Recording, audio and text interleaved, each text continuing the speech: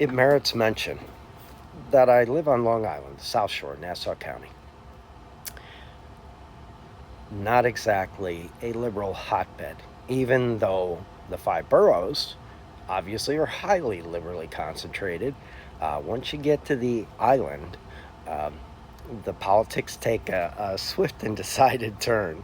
Um, didn't stop me from putting up a Harris Waltz flag that says "Save Democracy." Didn't help stop me from putting up a banner that says "Freedom." Didn't stop me. Didn't stop me. But I don't get a lot of compliments, and when I ride my bike through the neighborhood, I think I see about a 2-to-1 Trump versus Harris Walls, Trump, Hamill, Ding Dong, whatever his name is this week, uh, versus Harris Walls. But that's okay. It's a very nice, safe neighborhood. People are kind, polite to their neighbors, blah blah blah. But today I go to Costco and I'm saying to myself, maybe I'm taking a chance and I don't want to get accosted in the grocery store and so on. But I didn't think about it. I left the hat on. I go in, and as I'm checking in line, they have two folks, one on each side with scanners, and they have to scan your membership so you can make entry. And the woman who scans my card says, "I'm so glad you're wearing that hat. It makes me feel better." And then the gentleman on the other side steps to me and says, "I have to ask you a question." And I'm waiting for, how can you vote for Kamala Harris? She's not qualified. She doesn't have any policies. She loves Palestine. She loves Israel. She put too many people in jail. She didn't put enough people in jail. And I'm braced for it. And the guy says to me, how come one candidate who tells everyone what a great businessman and deal maker he is, and how he's so super wealthy, a mega billionaire, why does he keep asking me for money? Why am I constantly getting emails over and over and over again for money from this supposed business wizard and billionaire and champion deal maker? And I just looked at him and I said, because he's not those things.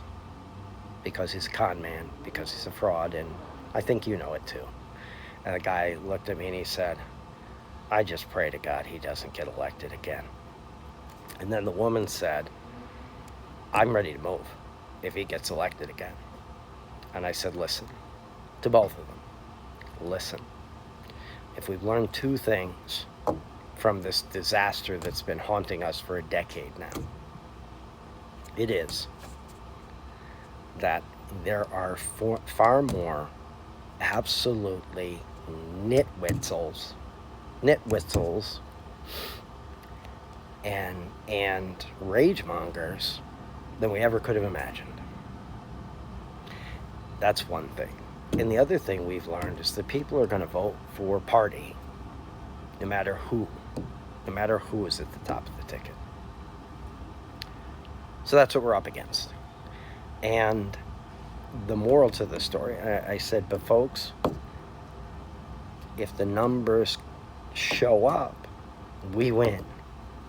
I said, and even if something disastrous happens on November 1st, or November 5th, at least it's not January 5th, because that's when Trump wants people to vote. I feel like the people are going to do something to end this nightmare. I'm very confident about that. So, long story short, even in the most MAGA pockets, there's sanity and reason and hope. And I just want to tell you what that one guy said to me. He said, I just want you to know, as soon as I saw that hat, I said, this guy actually has a brain. To which I said, thank you. A lot of us have brains. A lot of us know when upside up is right side up, and a lot of us know when upside down is upside down. And we just have to get out and do our job. And shame on you if you don't. But let's get out and do our jobs and do the right thing. And if something goes cripple crazy, we're going to have to figure out a way to make sure that lunatic never sees the White House. Thanks.